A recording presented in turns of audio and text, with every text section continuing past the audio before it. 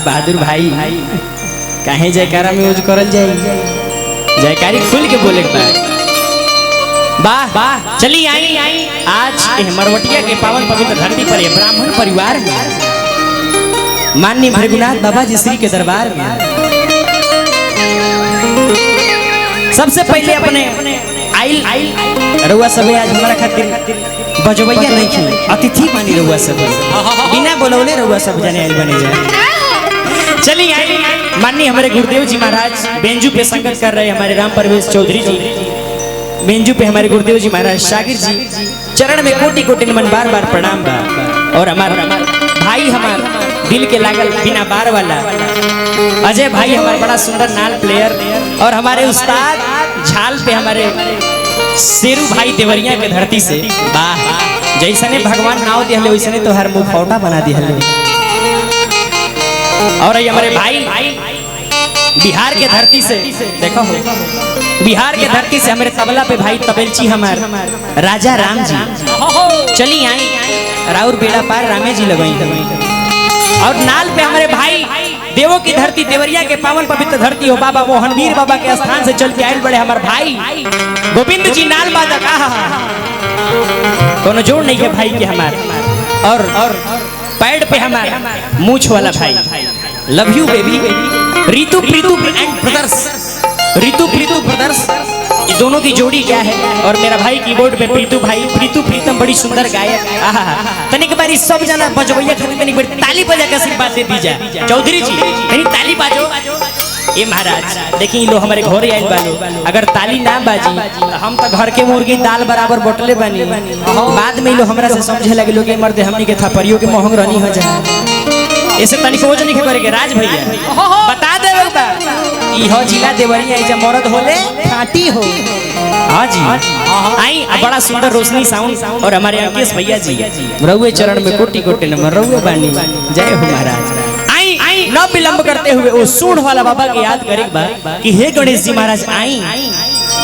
हे राजदत्त तिवारी बाबा के कार्य के सफल बनाई। आई भक्त बाबा से कहले का हे हे हे हे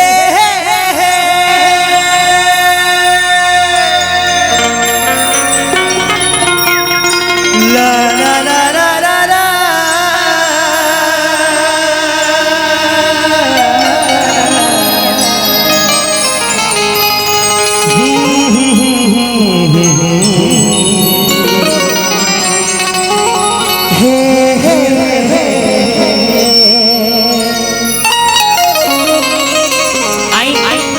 बाबा के दरबार में जा तड़े आज सुमिरन से कह तड़े का वक्रतुंड महाकाया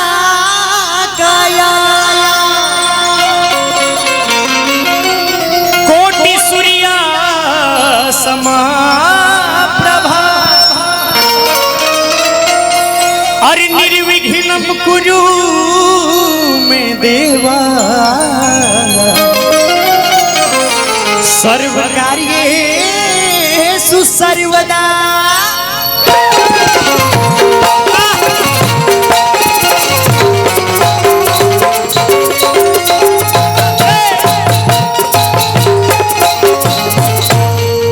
भक्त बाबा से कहता का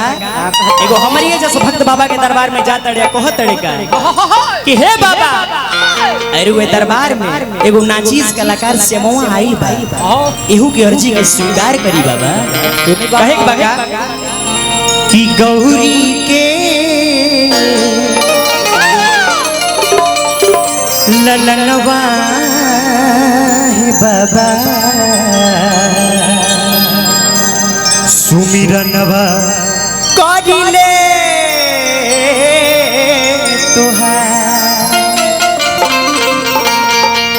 तुहार सुमिरनवा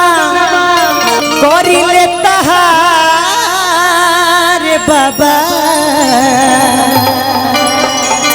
सुमिरनवा करी तोहार। लइका बाबा से कहता गोविंद भाई हो अरे की गौरी के ललनवाए बाबा सुमिरनवा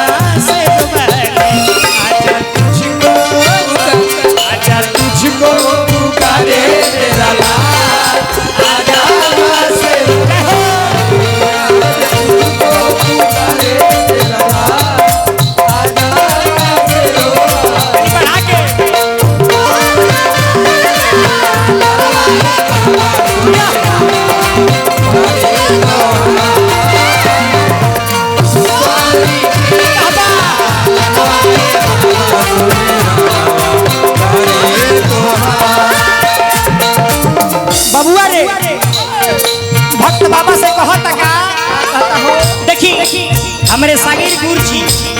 बाबा के वंदना होता तो गुरुओं जी के रिस्पांसिबिलिटी बने यहाँ के हिंदी भजन को भक्तिय भजन बजाए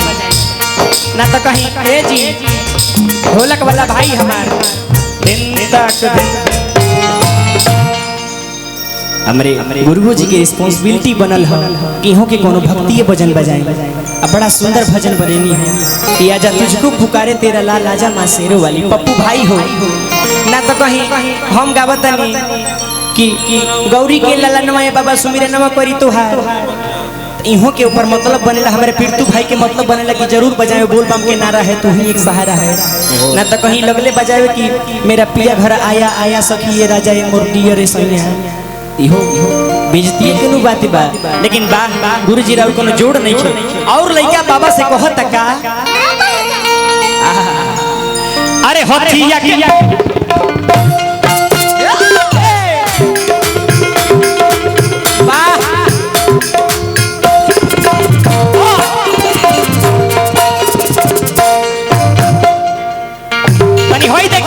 बबुआ रे कहीं कहीं तो डेरनी ना अपन कलाकारी पूरा देखनी कलाकारी मोजना कोई नहीं अपन क्वालिटी पूरा देखल बा तनी है मुर्गी के भाव लागल हो राज भैया आए है हथिया के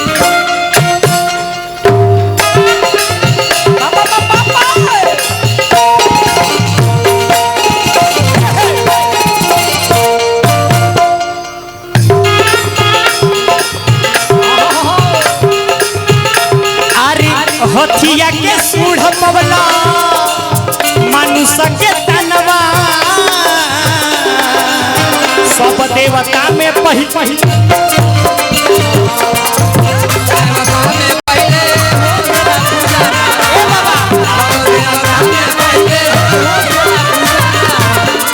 भक्त बाबा से कहत का अरे हथिया के सुढ़वा पवला आए है हथिया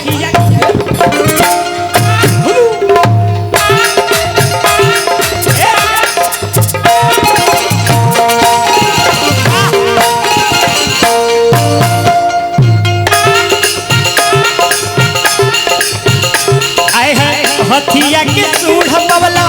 मनुष्य के तनवा सब देवता में पहले हो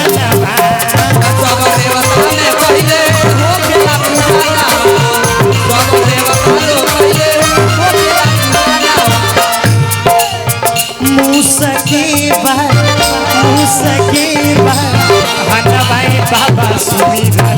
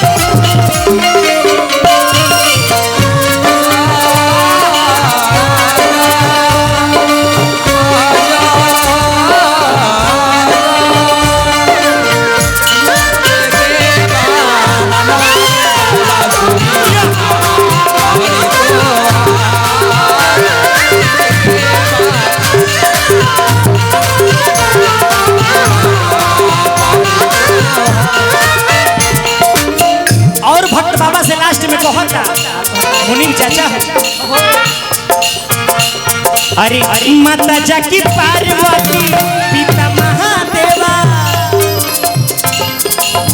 लड्डूवन के भोग लागे संत करे सेवा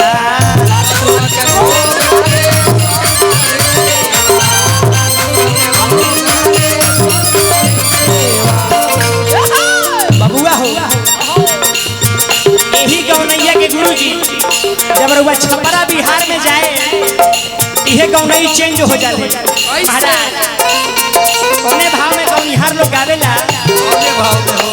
अरे माता जाकी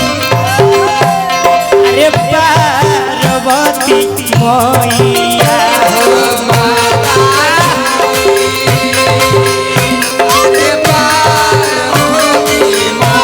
अरे माता जागी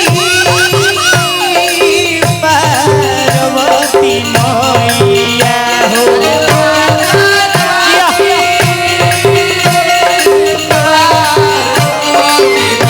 अरे माता जागी पार्वती पिता महादेवा लड्डुअन के भोग लागे संत करे सेवा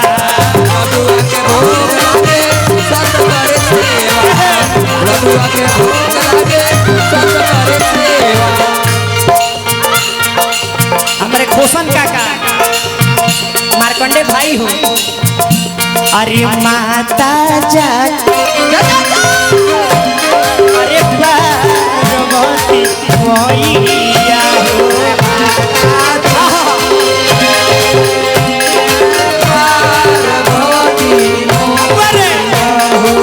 माता जी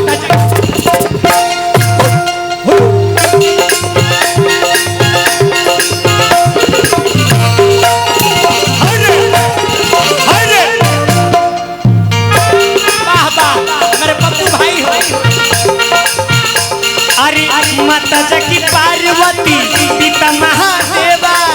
लड्डुअन के भोग लगला सेवा लड्डुअन के भोग लगला करे सेवा लड्डुअन के भोग लगे और भक्त लास्ट में बहुत तका रिद्धि सिद्धि के साथ जनवाई बाबा सुनी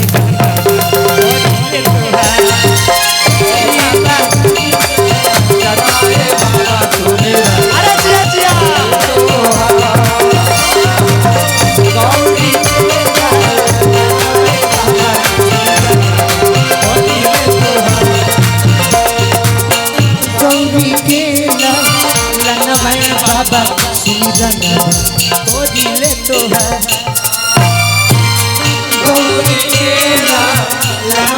बाबा सुनी दिले तो है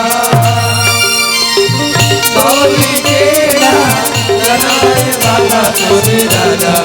सुनी